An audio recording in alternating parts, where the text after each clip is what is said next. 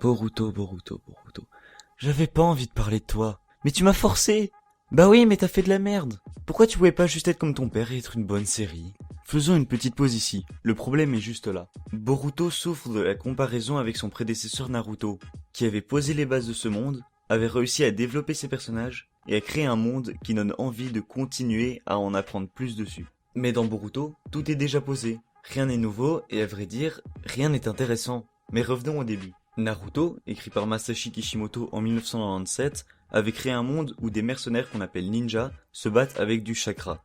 Cette histoire est très connue et pour une bonne raison. Ces personnages, malgré l'orientation claire pour les jeunes lecteurs, du moins au début, Kishimoto s'est permis de faire des personnages complexes, qui pleurent et qui sourient, chacun pour leur raison. Les méchants comme les gentils ont leur cause et apprendre pourquoi l'un veut détruire le monde était tout aussi important que de le vaincre. Naruto, de par sa profondeur d'écriture, méritait clairement tout le succès qu'il a reçu. Je vais détailler un peu la complexité de quelques personnages pour que vous compreniez mieux. Naruto, orphelin qu'il est, a grandi sans ses parents et sans même les connaître durant toute sa vie. Ayant un démon scellé à l'intérieur de lui, tout le monde le rejette et il n'arrive pas à se faire d'amis.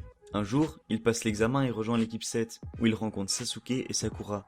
Sasuke et lui, ne s'entendant pas et se détestant même au début, apprirent à devenir amis. Mais Sasuke, voulant venger sa famille morte de la main de son propre frère, décide de partir pour acquérir un plus grand pouvoir. Débute donc un combat entre Naruto et Sasuke, où aucun ne veut tuer l'autre, mais où aucun ne peut se permettre de laisser l'autre vivre. Et maintenant, passons à Boruto. Un gamin désagréable commence en étant le meilleur ninja de sa promotion, il a une famille, des amis et ne se fait jamais rejeter par les autres. Et le problème est là, pas de conflit. Boruto est venu pour pouvoir toucher un nouveau public, qui ne voulait pas spécialement se taper 720 épisodes. Et le public visé est très jeune, et ce, du début à la fin.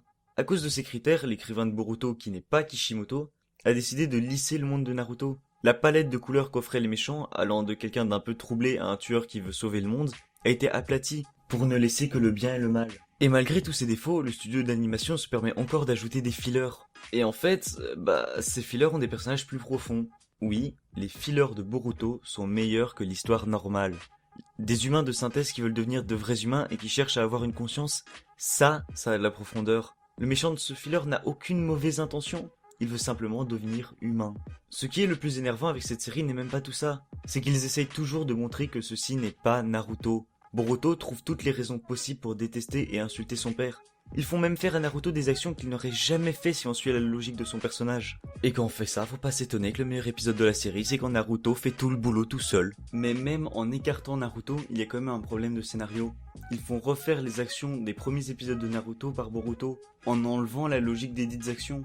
Ce que vous aurez peut-être remarqué est que je ne parle que du scénario, et pas de l'animation ni des dessins. Eh bien c'est parce qu'eux sont très bien faits. Ils ne sont pas excellents comme d'autres animés plus récents, mais ils se paient quand même le luxe d'avoir une animation magnifique qui arrive à faire de loin le meilleur combat de 2018.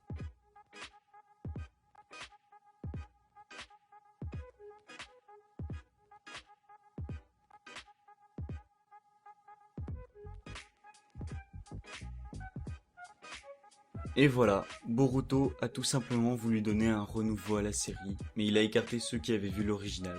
J'ai été déçu, comme tous, mais on peut toujours espérer. Au moins, c'est pas Black Clover.